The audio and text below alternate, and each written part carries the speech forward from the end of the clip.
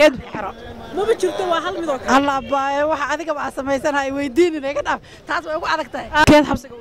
ninkayga sababta kaas nin waa helaya noo buu joogaa ha magacay xaliima la dhahaa ninkaaga iyo walaalkaaba magaalada soo aaday dambiye soo galeen hal dambiye soo wada galeen askara guriga kuugu timi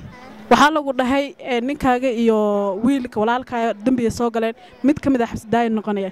keed xabsiga u dirnaa ninkayga sababta kaas nin waa helaya noo buu joogaa laakiin walaal ma heli ma ii soo laabanayo marka walaal ninka xabsiga u dirnaa ha ninka xabsiga u dir lahaa wiil iyo gabadha dhashay mid kamid ah awood inaad jaamacad ka bixisid lacag badan aad uga bixisidna ma haysatid keed ka bixin lahayd wiilka gabadha because waa sababta waxa keenaysa aniga waxa ahay reerkayga familka ugu weyn aabahayna wuxuu haystaa wiilal badan laakiin anigu u doortay inaan jaamacad diro that's why aan gabar u dooran lahaa inaan aado ma Faadil Maxamed Cabdi walaalka iyo ninkaaga waxay soo aadeen magaalada hal dambiye soo galeen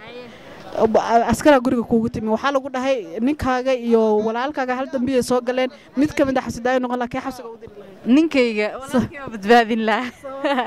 sababtoo walaalkay aanu ila dhashay sabaa waxa dhashay wiil iyo gabadh shaqo yar aad haysataa jaamacad high school dhameeyeen mid walba jaamacad waxaad awooday inaad ka bixiso hal mid kaliya jaamacad labadooda hal mid bas aad awooday inaad ka bixiso gabadheeda ka bixin la sababtoo wiilka hooyo kale yeelanaya marka gabadha ka bixin lahayd gabadha biri ka maalin ninkeeda iyo caruur kale ku anfacaysa iyadoo reerkeeda iyo caruurteeda anfacda bay gabadhu haddana hooyadeed ayna iloobeynin wiilasha waxa weeye hooyo kale yeelanayaan aabba kale yeelanayaan ayagaasay wadayaan magacayga waxaa la dhahaa Faysa Cali Maxamed iyo walaalkaaba magaalada soo aadeen dambi bay soo galeen hal dambi askar baa guriga kuugu timi waxa la dhahay walaalka iyo ninkaaga hal dambi ay soo galeen mid kamid ah xabsidaay noqonaa ka xabsiga u dirnaa walaalay mid noo badiraan maya waa khasab baday mid baa soo baxayo xabsidaay noqonaa maya aniga maya midna su'aashaas hadda adiga odaygayga xafidka aan u diro aniga caruurteeda waxaan ugu dhacayso nolol la'aan walaalkay xabiska u diro asagana askaraaba joogto waxa lagu dhahay mid maya su'aasha mid baad ka jawaabaysaa taas jawaab malaan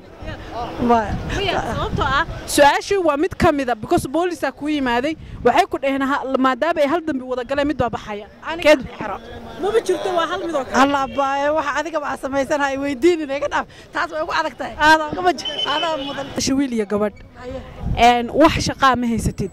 hal labadaba hay iskuul ka baxeen mid kamid ah wuxuu awoodaa inaad jaamacad ka bixisid ma gabadha ka bixin definitely gabadhan ka bixinaya sabab because wiilka uu aroosaya